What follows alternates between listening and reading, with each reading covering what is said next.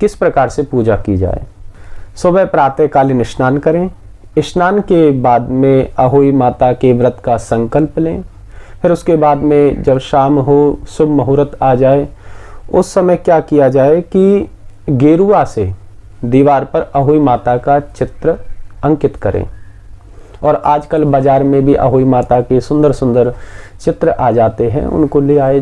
Calendar कहते हैं कई, उन्हें कई चित्र कहते हैं, तो उनको बाजार से ले आए और बड़ी सुंदर पूजा करें। पूजा में क्या है, पूजा में रोली है, मूली है, दीप है, चावल है, प्रसाद के रूप में मीठे पुआ है, कई जगह हलवा बनता है और भात बनता है कई जगह। और उसके साथ में विशेषकर जो प्रसाद जो अहोई माता का है वह है भात और दूध।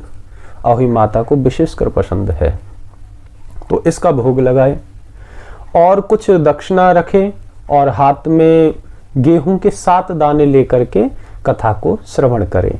कथा के श्रवण के बाद में सासू माता जी के पैर छुए और जो दक्षिणा है और जो दाने हैं वह सासू माता को दे दे। इसमें एक विशेष पूजा और होती है। जिनके संतान नहीं है, जिनके संतान नहीं है वह क्या करें, चांदी के मोती बनवाएं जिसमें छेद हो और चांदी के 9 मोती बनवाएं और उन 9 मोतियों को लाल धागे में पिरो लें। लाल धागे में पिरो करके उन्हें पहले अहोई माता को अर्पित करें और फिर उसके बाद में जब पूजा हो जाए, कथा हो जाए, अर्घ हो जाए, व्रत का पारायण हो जाए, फिर उसके बाद में क्या करें, वह जो माला है जिसके संतान नहीं है, जैसे बहू के संतान नहीं है तो बहू को पहना दें और बेटी के संतान नहीं है तो बेटी को पहना दें। एक और विशेष बात, अहोई माता का एक लॉकेट टाइप आता है मार्केट में। यदि आप सोनार के पास में जाओगे तो आराम से स्याही माता, अहोई माता, इसके नाम से कई जगह अलग अलग नाम लिए जाते हैं, वह आपको लॉकेट मिल जाएगा। वह भी अहोई माता को अर्पित करना पड़ता है। अब इस व्रत की विशेषताएं क्या हैं? व्रत की तो बहुत सारी विशेषता है, क्योंकि जो ये अष्टमी है इसको कृष्ण अष्टमी भी कहते हैं। हमारे श्री भगवान कृष्ण को, श्री बांके बिहारी जी को ब्रह्म हत्या लग गई थी, तो जो निकुंज के द्वार थे वह श्री राधा जी ने, श्री किशोरी जी ने उनको फेर लिया। ललिता सखी से कह दिया कि जाओ ये निकुंज के द्वार को फेर लो। तो फिर क्या हुआ, भगवान श्री कृष्ण मायूस हो गए। भगवान श्री कृष्ण को बड़ा दुख हुआ कि ब्रजवासियों ने साथ छोड़ा, श्री किशोरी जी ने भी साथ छोड़ दिया, ब्रज की अधिष्ठात्री देवी ने साथ छोड़ दिया, अब हमारा क्या होगा? क्योंकि ब्रजमंडल की गरिमा राधा, राधा बिन प्रेम शब्द आधा, कितना भी कृष्ण का नाम रटो बिन राधा रास न आएंगे, बोलो राधे राधे। तो भगवान श्री कृष्ण को बड़ा दुख हुआ।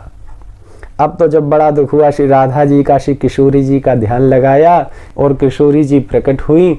उन्होंने कहा, श्याम सुंदर, यदि आपको ब्रह्म हत्या से मुक्त होना है तो 64 करोड़ तीर्थों का जल लाओ और उसमें स्नान करो, आपकी ब्रह्म हत्या उतर जाएगी। तो श्री कृष्ण कुंड का निर्माण हुआ, 64 करोड़ तीर्थ आकर के विराजमान हुए। मेरे प्रभु श्याम सुंदर ने, श्री बांके बिहारी जी ने स्नान किया और प्रभु ब्रह्म हत्या से मुक्ति पा गए। अब तो सब ब्रजवासी देखने के लिए आए कि भाई देखो देखो देखो, कन्हैया की ब्रह्म हत्या उतर गई, कन्हैया ब्रह्म हत्या से मुक्त हो गई। तो सब देखने के लिए आए, लेकिन दूर ही खड़े हो जाएं कि ये ब्रह्म हत्या हमारे माथे ना लग जाए। अब तो ललिता जी, अनेक गोपियां श्री राधा जी से कहने लगी, श्री किशोरी जी से कहने लगी, देखो देखो सब आ रहे हैं, दर्शन कर रहे हैं, लेकिन स्नान नहीं कर पा रहे हैं। और देखो इन ग्वाल बालों को बड़ा अभिमान हो गया है, सब कह रहे हैं देखो देखो हमारे कृष्ण की कितनी महिमा है, सब दर्शन करने के लिए आ रहे हैं। तो श्री किशोरी जी ने क्या किया, अपने नख से, अपने चरण नख से श्री राधा कुंड का निर्माण कर दिया। अब सब दर्शन करने तो आए कृष्ण कुंड के, लेकिन स्नान करें, ध्यान करें, वंदन करें, पूजन करें श्री राधा कुंड में। अब तो श्री भगवान खींच गए, हमारे श्री ठाकुर जी, श्री बांके बिहारी जी खींच गए और जाकर के ग्वाल बाल परिकर को लेकर के गए और कहने लगे, हे किशोरी जू, हे श्यामा जू, आप ये क्या कर रही हो? आप और हम एक, आपकी हमारी लीला एक, आपका हमारा आने का प्रयोजन एक। तो आप एक कृपा कर दीजिए। किशोरी जी बोली, बोलो श्याम सुंदर, क्या कृपा करनी है, आप इन कुंडों को एक कर दो, आप ही कर सकती हो, आपकी ही कृपा है पूरे ब्रजमंडल में। तो श्री राधा जी ने, हमारी श्री अधिष्ठात्री देवी ने, श्री किशोरी जी ने कुंडों को एक कर दिया, तो नाम हो गया कृष्ण राधा कुंड। कई जगह राधा कृष्ण कुंड बोलते, कई जगह कृष्ण राधा कुंड बोलते, कई जगह श्याम राधा कुंड और कई जगह राधा श्याम कुंड बोलते हैं। बोलो राधा कृष्ण कुंड की जय। तो आते हैं यहाँ पर विशेष महत्ता अहोई अष्टमी की। श्री राधा जी ने वरदान दिया है कि जिनके भी संतान नहीं है वो अहोई अष्टमी का व्रत करें, निर्जला व्रत करें और आकर के अधोरात्रि में, यानी आधी रात को आकर के अधोरात्रि में यहाँ पर आके स्नान करें और मैं उन पे कृपा करूंगी, उनकी सूनी गोद को, सूनी झोली को मैं भर दूंगी, मैं वचन देती हूँ। तो ऐसी मान्यताएं हमारे ब्रजमंडल में राधा कृष्ण कुंड है, वहाँ पर जाइए। जिन भाई बहनों की संतान नहीं है वे वहाँ पर जाइए और जा कर के स्नान करिए। वहाँ पर एक फल का प्रसाद होता है, वो श्री राधा जी के चरणों में अर्पित कर दीजिए, यानी उस फल को फिर नहीं पाना है। हमारे में पाना कहते हैं, आपके में खाना कहते हैं। तो उस फल को नहीं पाना है और श्री किशोरी जी के चरणों में प्रणाम करें, पूरा विश्वास रखें, क्योंकि विश्वासम फलदायकम, विश्वास रखें श्री किशोरी जी के चरणों में। मैं भी विनती करता हूँ, आपकी झोली जरूर भरेगी। और फिर जब बच्चा आपका 3 साल का हो जाए, पुनः फिर जाएं, फिर जोड़े के साथ में स्नान करें। तो बड़ी बड़ी महत्ता है। एक छोटी सी कथा भी है अहोई अष्टमी की। एक साहूकार था, तो विशेषकर ये होता है जब दीपावली का समय आता है, सभी अपने घर की साफ सफाई करते हैं, अपने घर पे पेंट करवाते हैं, अपने घर पे सुंदर सुंदर चित्रण करवाते हैं। तो जो साहूकार की पत्नी थी वह तब मिट्टी के घर हुआ करते थे, तो मिट्टी के घर को लीपा जाता था।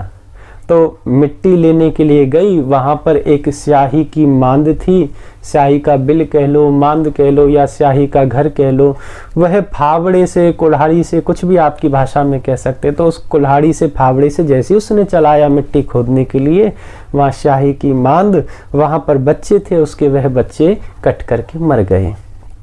अब जब वो घर पे आई तो उसने क्या देखा कि उसका एक बेटा बीमार हो गया और बीमारी के कारण वह भी, उसके प्राणांत हो गए, वह भी मर गया। बड़ी दुखी रहने लगी। उस साहूकारनी के 7 बेटा थे, सातों के सातों इस संसार को छोड़ करके साल भर में चले गए। अब तो लोगों ने बात बनाना शुरू किया, क्योंकि बिगड़ी में सब बात बनाते हैं। तो साहूकारनी ने कहा कि मेरे से कोई भूल नहीं हुई, मैंने कोई पाप नहीं किया। एकदम से याद आया, शाही का बच्चा मर गया, यह मेरे से घोर पाप हुआ।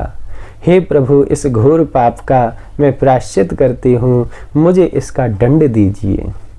तो वहाँ पे जितनी भी महिलाएं थी, सब ने कहा कि जो हुआ सो हुआ, अब की बार ऐसा करना, जो शाही के जो बच्चे मरे उनका चित्रण अंकित करके दीवार पे गेरू से तो पूजन करना, जरूर तेरी सूनी गोद अहोई माता भर देगी।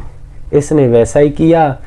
अष्टमी आई कार्तिक मास की, उस दिन निर्जल व्रत रही है, अहोई माता का पूजन किया है विधि विधान से और उनके चरणों में प्रणाम किया है। सूनी गोद थी, फिर भर गई, फिर घर में किलकारियां होने लगी और अहोई माता की विशेष कर इसके ऊपर कृपा हो गई।